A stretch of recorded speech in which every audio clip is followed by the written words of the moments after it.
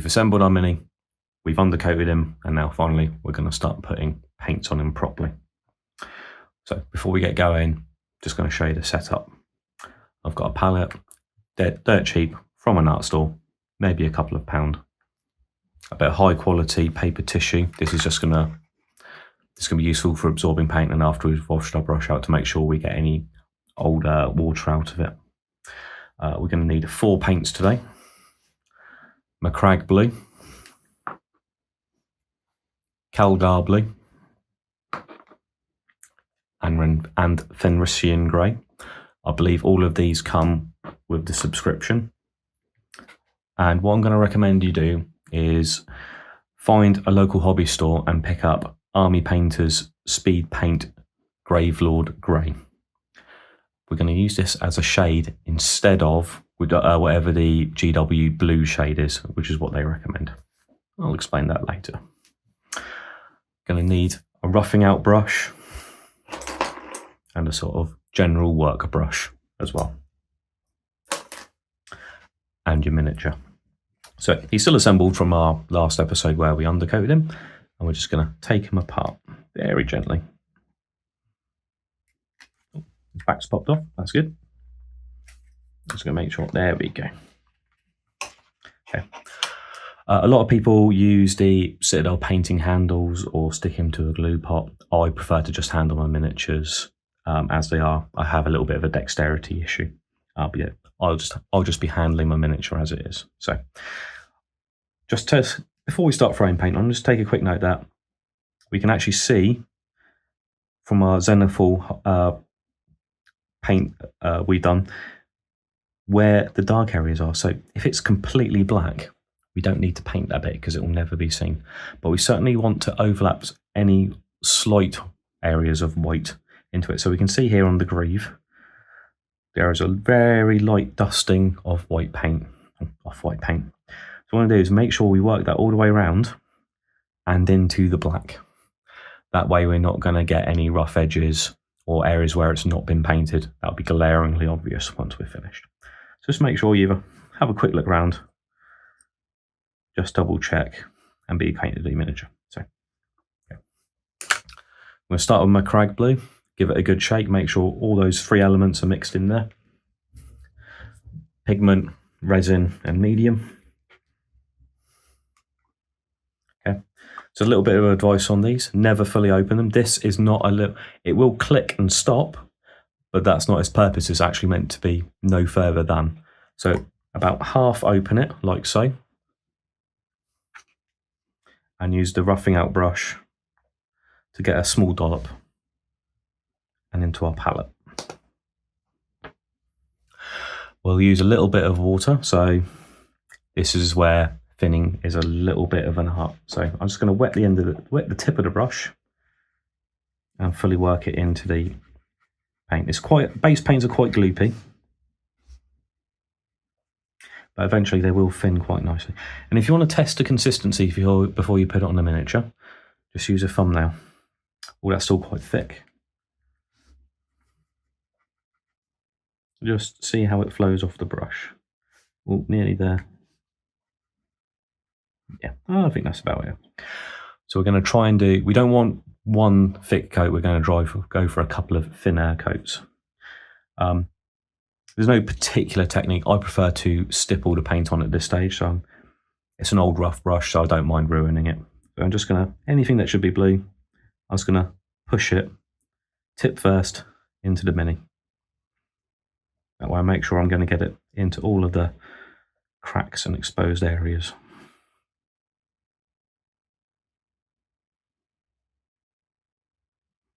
Also, the thinner your paint is when you apply it, the quicker it will dry.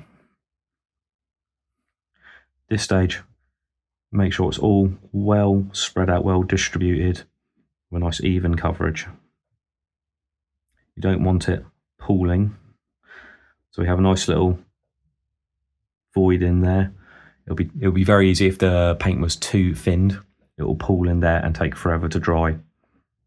And it will be a different shade of blue to the rest of it. So remember my advice, make sure you push into the black areas. You don't have to fully paint them. We definitely don't want any of it showing when he's put back together. Yeah, little short sharp pushes.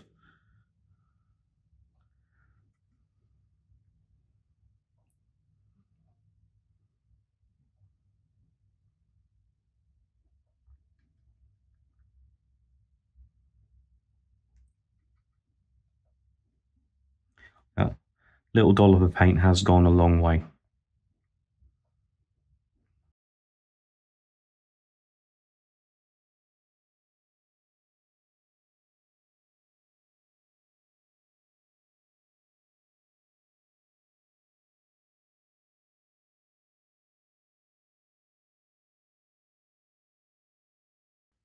Okay. You can see on this first coat, got a little bit of turtle shelling there, a little bit of blotching. That's fine. The second coat will take care of that. So that's going to dry over there. We go back to our fur, the torso and the bottom half. That's now dry enough. I can work on the remainder.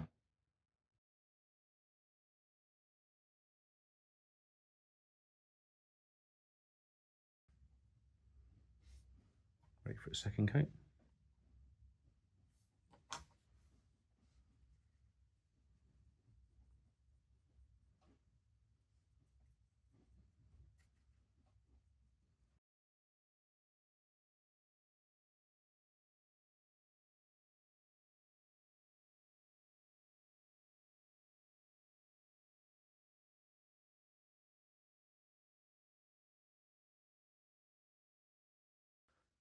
And with that, we've got our two thin base coats applied. Now, to speed the process up, just go grab a hairdryer and quickly dry everything off. See, it's important to thoroughly wash out your brush between each step. Okay, I'm not going to be using this brush again for this process, so I'm going to dry it out and put it to one side. Now we've got our Macragge Blue base coat down. We're going to take out Gravelord Grey and use it as a recess or pin wash. Thoroughly agitate it. And just one drop will do. Okay. Now, these speed paints react differently to water than their own dedicated thinning medium, and we're going to use that to our advantage. Because if you mix a little bit of water in, it wants to flow into all the recesses. What we don't want is that horrible bit of ick.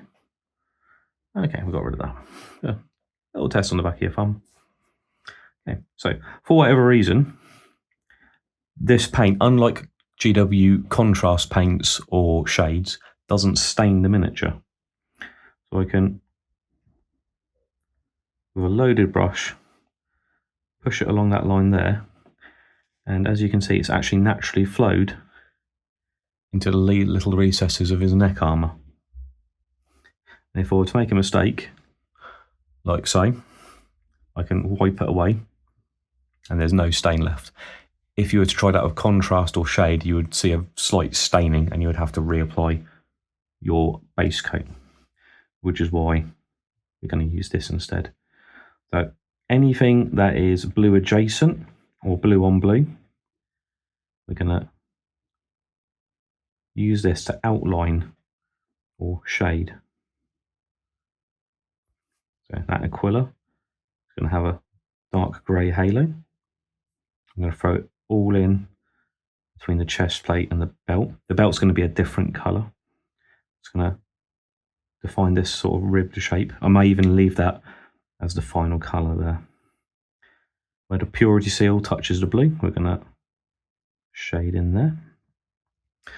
So now we've got some panels. So we have the ribbing on his thigh armour.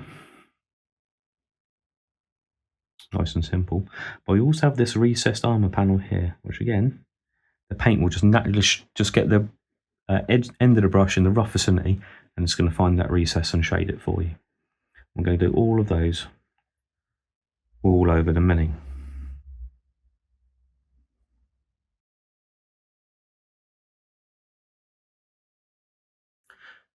Future Tony here.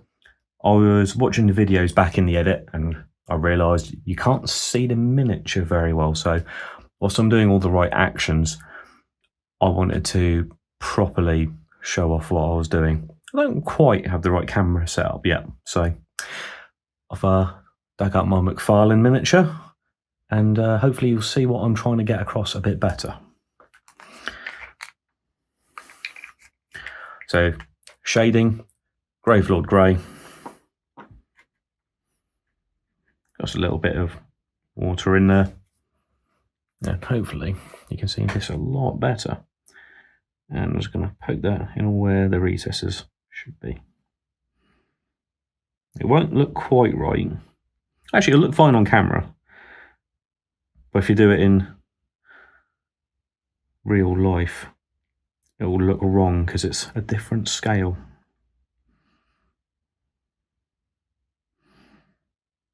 Okay, see, just painting it into all the recesses.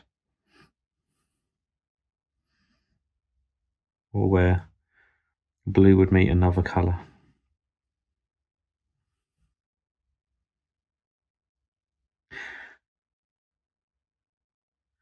Or eagle-eyed among you may notice this is technically a blood angel. But I won't tell anyone if you won't.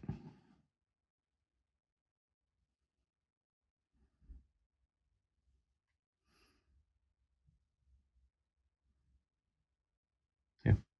And real advantage of this stuff is it doesn't stain, so I can just use my thumb to rub off any of the shade. It's not meant to be in that place.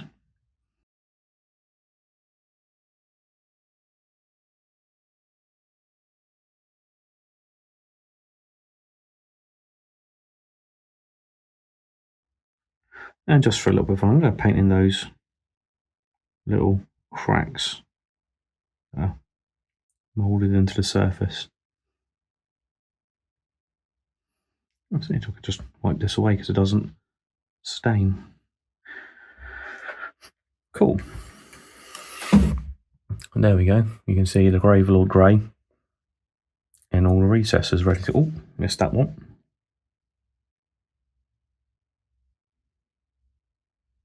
There we go. It's better. In all the recesses. Cool. Back to the main vid. And that's the top half done. Now, I've noticed I'm not actually... I think I could use a third coat of Macragge blue. So now what I'm going to do is mix up a little bit more Macragge blue, thin it to the right consistency. I'm just going to touch up any areas which I might have got the grey onto. So now that we've applied the Macragge blue and the pin wash of grey, we can leave it at this stage. We've got definition, but the paint is a little bit dull.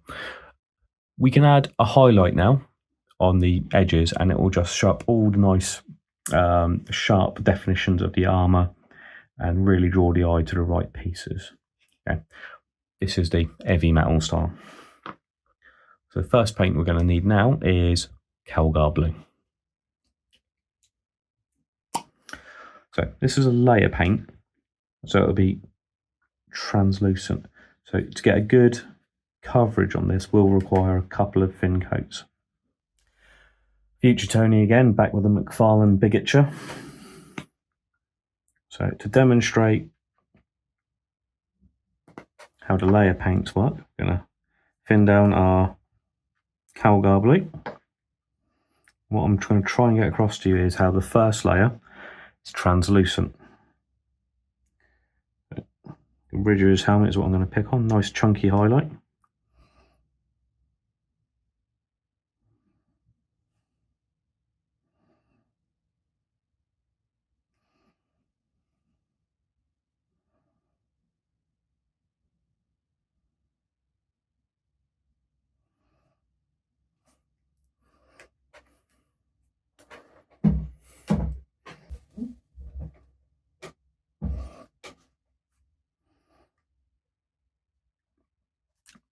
So should be able to see that chunky highlight much better. This is several mil thick instead of half a mil. So what I'm going to do is I'm going to paint halfway into that highlight a second coat. So if you watch carefully,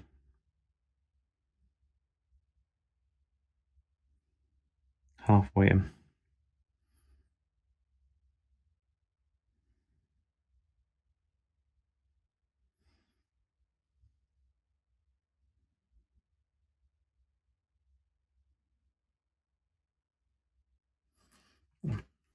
Okay. Yeah. So now, hopefully, we can see that there's two steps in that highlight, a translucent one and a solid colour one. This is what you're going to try and do on your Terminator Captain. Trust me, it works. It's not as hard as you think. Just have a go. Cool. Back to the main vid. We're going to try and achieve this thing on the miniature. And I think I've got a good consistency there. I had good control with the brush. The brush is a retaining point. It does look like a ropey old brush though. As long as I can keep that point, I don't really care what it looks like. So I'm going to paint halfway, give a nice chunky highlight. And I'm not looking for good coverage, because I know that that's not what this paint is for. So whilst that dries, I'm going to go around an edge highlight all the other little bits.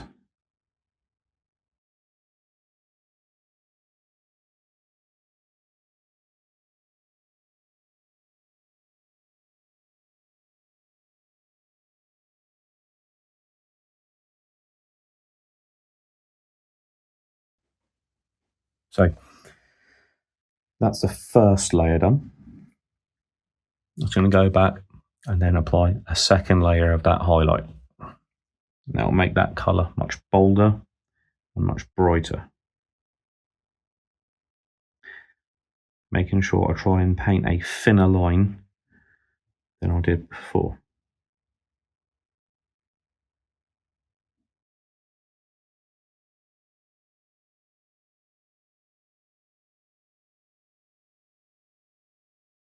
So there's our first or chunky highlight applied.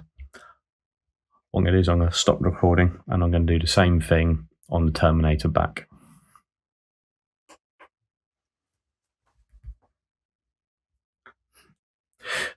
That's our first chunky highlight complete across both parts. So we're now done with Calgar Blue. We're now going to give a final edge highlight of Fenrisian Grey. Don't let the GW names fool you.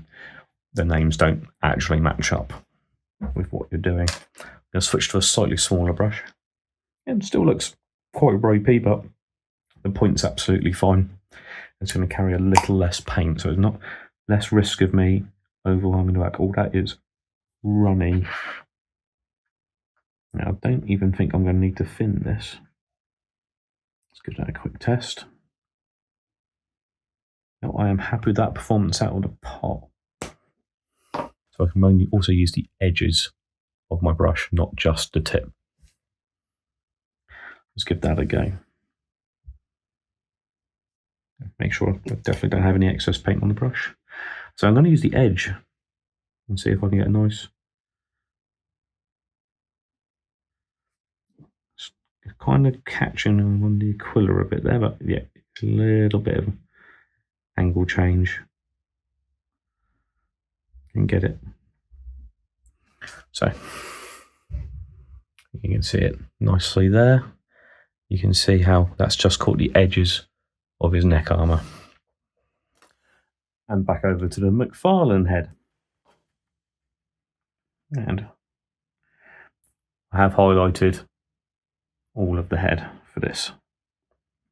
So, like I said in the main tutorial, I'm going to try and use the edge of the brush to catch the the edges of the miniature, how appropriate. And along that, the spine of the helmet, ridge. So the edges are a lot softer on a McFarlane figure, but it still works. Just got to be a bit more careful.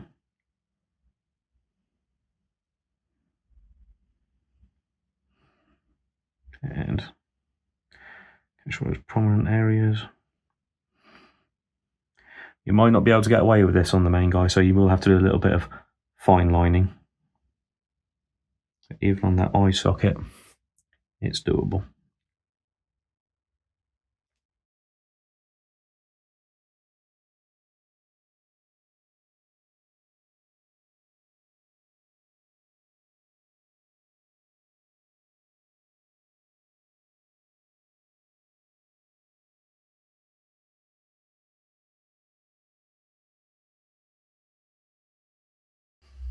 All right, there we go. Okay. Hopefully you can see that better on this example. Cool. And back to the main vid. It's a little bit patchy, so I'm going to go back and give it another go. And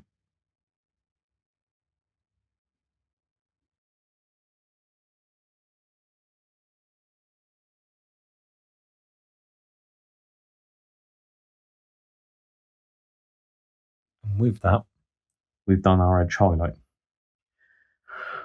To take it a stage even further, we can use a little bit of white. You can either use acrylic ink for this or white acrylic paint. I'm going to go for the ink.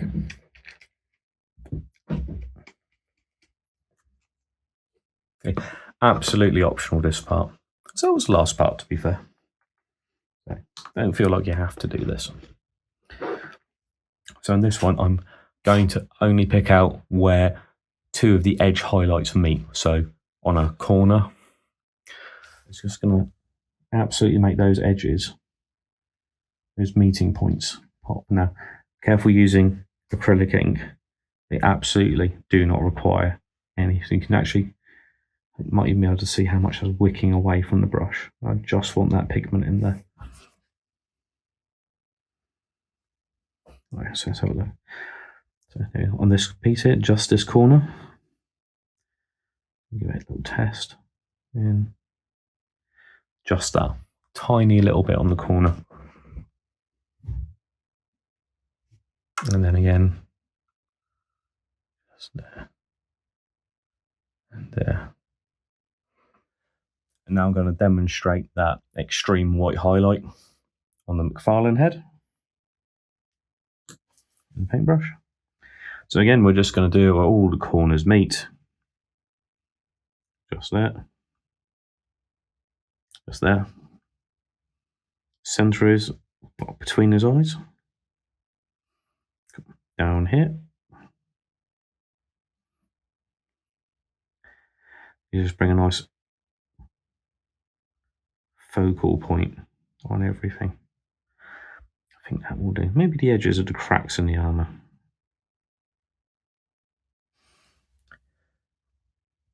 There you go. That's all that needs. And again, I hope you could see it better that time. So what's going to do? I was going to go through both parts and pick out those bits.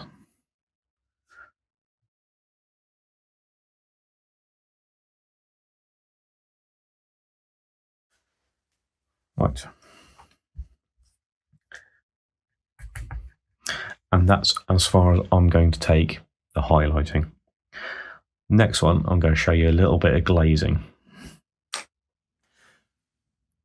So we've edge highlighted, we've finished our blue, and this up is again optional. I like to put a little blue glaze on my ultramarines. This just ties in all the edge highlights. No, not edge highlights.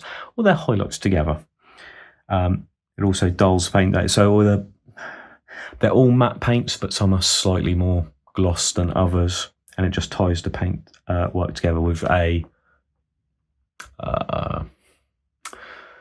glaze over the top, which unifies everything. Okay, if you're lucky enough to buy this, and some old hobby stores will have Guillermin blue glaze, but it is now discontinued. You can make your own from the new contrast range by mixing it in with airbrush medium, lamium medium, and even a little bit of water, but it's incredibly concentrated compared to this stuff. This stuff you use out of the pot with no thinning. If you use the contrast to do that, you will need to thin it. you get the same effect. A couple of drops will do. So, back of the thumbnail again. So, you can see how it's almost transparent. It's a blue tint, but you can see when it dries, you should be able to see how it will unify all those colours. Make sure you dry out your brush.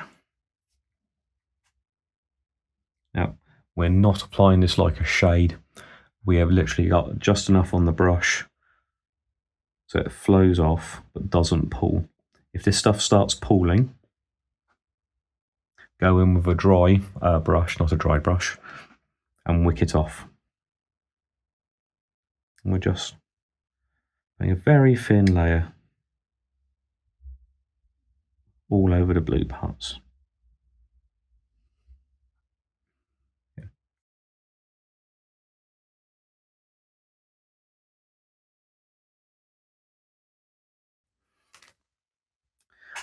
And there's the glaze applied. Need to wait a couple of minutes for this to fully dry. It looks very gloss until it has, and you won't get the full benefit. So, quick cut later. And now they're fully dried.